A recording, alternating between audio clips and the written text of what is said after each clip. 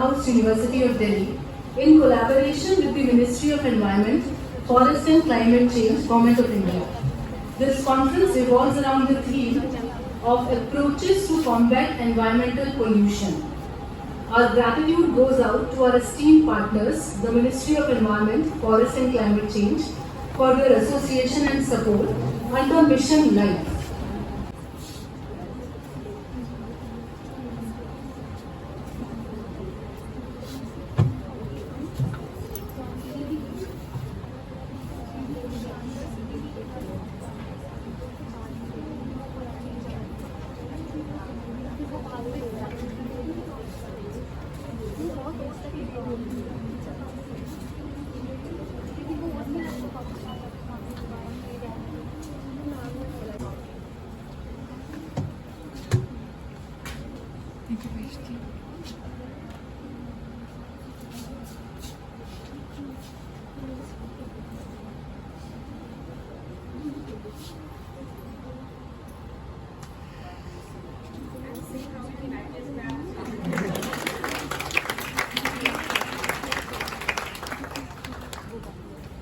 And now I invite Professor Kalavati Saini to felicitate Professor Nanda.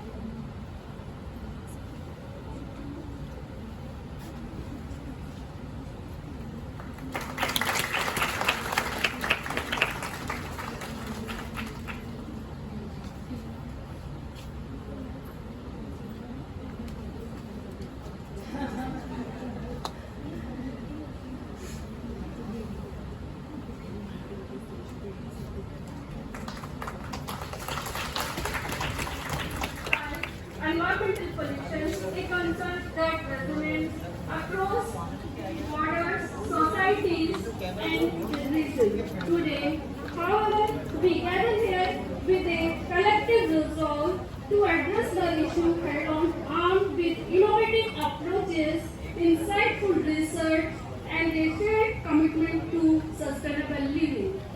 I would like to express my heartfelt gratitude to Ministry of Environmental, Forest and Climate Change, Government of India for their unwavering support and association with this conference. Your way to gender, to women, but also to leaders like her. So thank you, ma'am, for joining us. There could not have been a better chief guest than you, because you always teach us how we can lead lives by being kinder to others, being sensitive to others, and most of our decisions on smart consumption and sustainable living are based on this. To all the participants in this room who are actually participants in the conference and who will be presenting papers, I think we need to move beyond that to actually examine what exactly is Mission Life, an honorable call by our Prime Minister Narendra Modi, which talks about a mass movement for mindful and deliberative utilization of all the resources that are here, and also not to bring about destructive consumption. Maybe that one little choice that we make in our lives, in terms of looking at inconvenience for ourselves. What are those inconveniences? We have looked at single-use plastic that we can get rid of, but there are many more. And most of those consumption are based on individual choices. If it is accountable, surely it's a smart consumption concept. Two more words remain. R stands again for responsible and responsive, both. The two terms are together, but they also have different meanings. Accountable is like being responsible.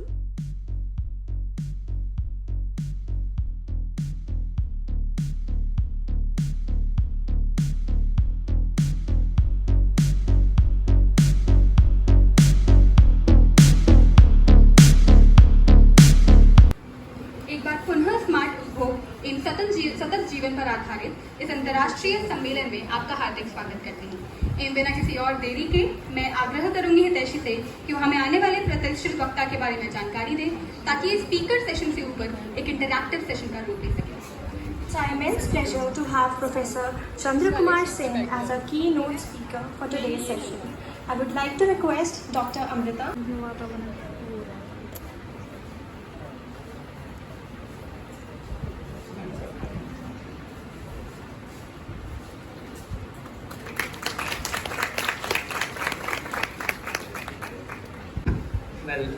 very good afternoon to you all, and thanks a lot for the nice introduction. Well, I was, happy to be here, feeling happy to be here because I have a long connection. I wouldn't say physically with Miranda, but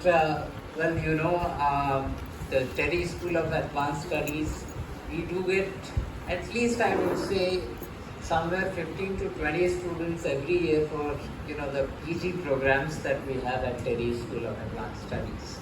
So I've been, it's a pleasure to be here because I've been interacting with those kind of students who come from here, and I would certainly say they stand out from rest of the the colleges that I see.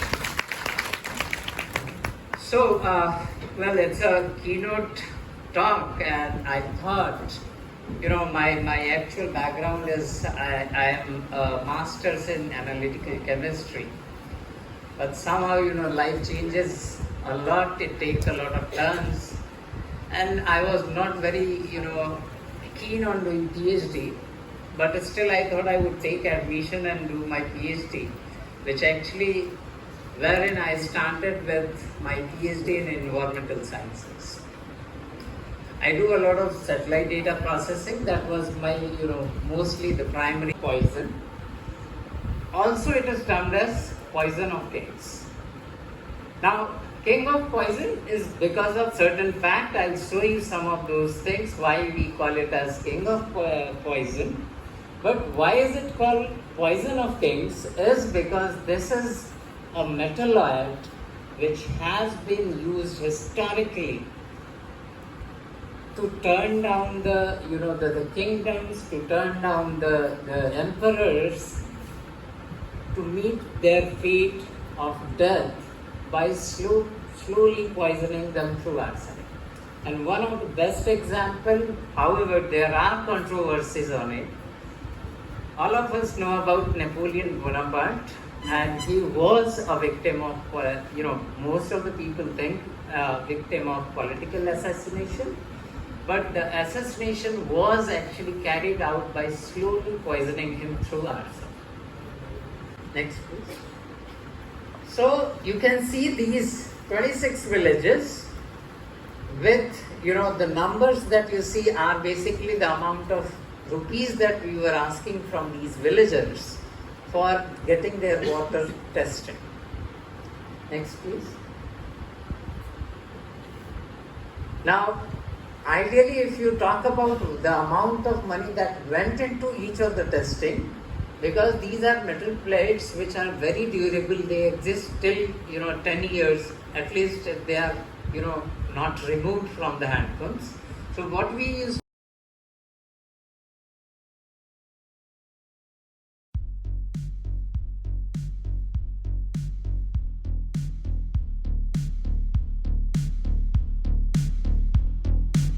who may be denying, who may be naysayers, so-called, and who might say that, oh, there's nothing happening, and the globe is just as it was, and environment will balance itself and all that. But most people, we have evidence to show that things have changed, and carbon dioxide levels have gone up, and global warming is actually happening, and we are experiencing some of the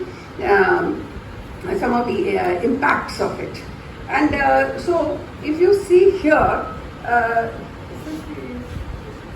okay. So if you see here that. But as we know, that most of the metropolitan cities are facing the problem of irrigation water. So the untreated sewage wastewater is most easily available and cheap source of the irrigation water for the vegetable production in the very other areas. When we are using this untreated wastewater for the long time for the vegetable production, so it creates that for the vegetables. So for this study we selected the 5 cultivated sites in the Delhi, Alipur, Kanjamla, Nazarpet, Mehrauli and Sahadra. And we analyzed the 5 heavy metals, potentially toxic heavy metals, arsenic, cadmium, chromium, mercury and lead. So these are the 5 locations in the map. Here you can see. So we selected the 6 vegetables: potato, carrot, tomato, okra, spinach and mustard for this study. And for the risk assessment, we carried using the different indexes for the assessment of the toxicity, hazard question. In morning session, Dr. B.K. Sharma sir also presented about the rice residue burning. So I am also working on the topic of rice residue burning. So we have selected the sites from the Haryana. First site is our Karnal and Panipat. Second is Panipat. So we have collected the samples, soil samples after the rice residue burning. So first of all, what is crop residues? Crop residues are nothing but the left in an agricultural field or orchard after the crop has been harvested. So the crop biomass or residues produced is employed mainly in industrial and domestic fuel, fodder and fiber, or can be used as a packaging material for the fragile products, or bedding, or for construction of the wall, and for the green manuring, and can be incorporated in the soil for improving their quality and the health. And the end use of the stubbles may be, because we generally talk about the rice and wheat. So in case of rice, approximately 7% of rice residues are used as a fodder for the livestock. But when we talk about in case of wheat, then 45% of wheat residues. Maize crop, and to find out the alternate tillage and nitrogen management options for better resilience of the emerging maize wheat cropping system. So in main plots we took 3 tillage and crop establishment measures, including permanent bed, then zero tillage and then conventional tillage.